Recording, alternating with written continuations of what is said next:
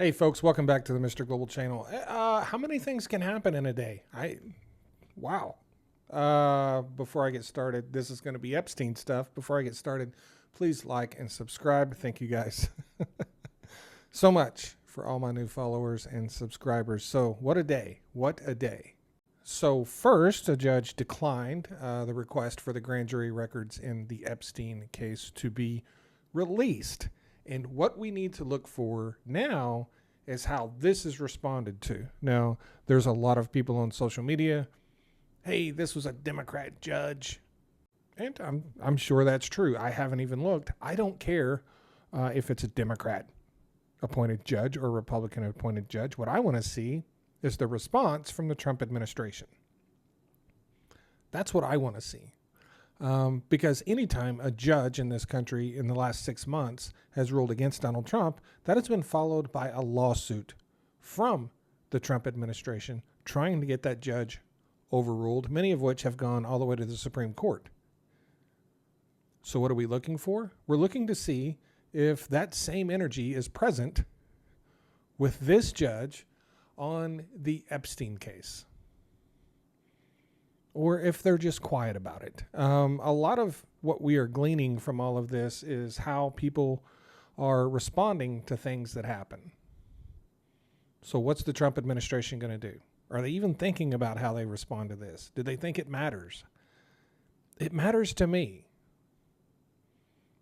Because if they respond to this differently than they do everything else, then their own opinion about it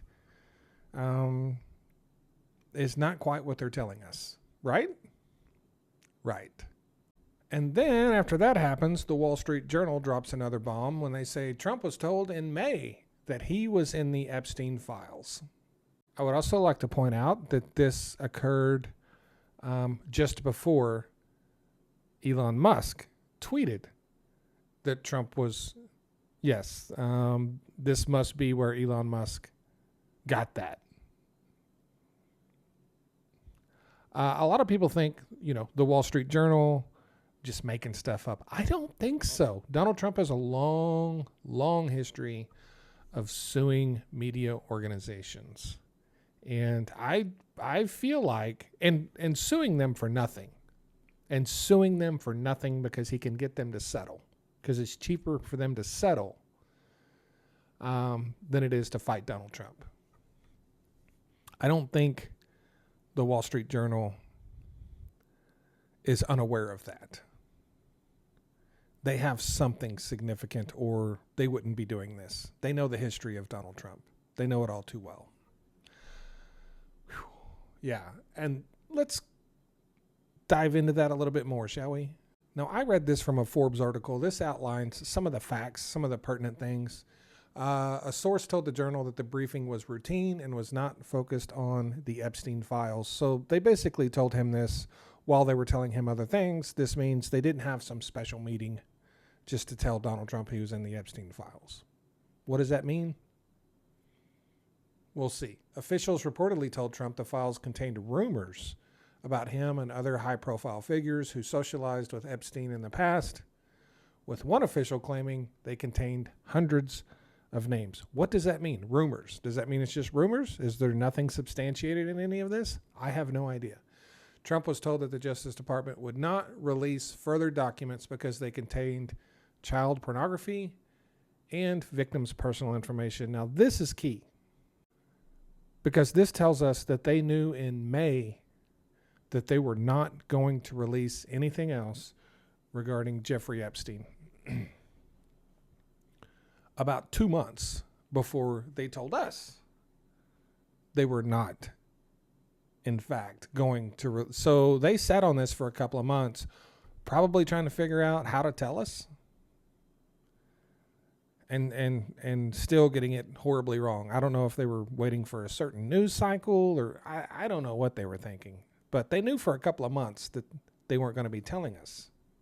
So what does that mean, though? If they knew in May they weren't going to release the Epstein files, what does that mean? Well, that means is that Patel was stating publicly they were going to release those files in June. And so did Dan Bongino, Cash Patel was on the Joe Rogan show. Dan Bongino was on Fox News. They both came out and talked about the Epstein list after they were told they weren't going to release it, and said they were going to release it. That means Cash Patel and Dan Bongino lied because they knew they weren't going to release it. And I think that's the part of this that a lot of people, I haven't heard anyone bring this up, was that they knew they weren't going to release it when they were saying they were going to release it.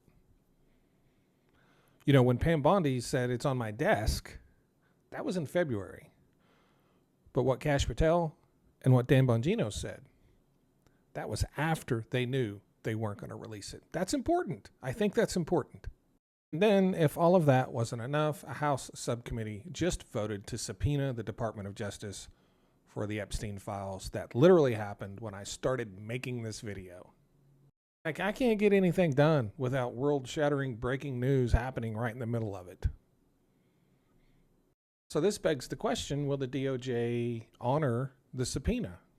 There's a history here, not specifically with the DOJ to my memory, but there is a history of people within the Trump administration not honoring subpoenas. So if the DOJ refuses to testify before Congress regarding the Epstein files, what kind of message does that send? What's going to be their strategy with that? Because they're going to have to make a decision. They're going to either show up or they're not. And I feel like if they don't show up, that's going to look really bad. They should probably just show up and dodge questions, if we're being honest. I mean, it's a lot better than not showing up.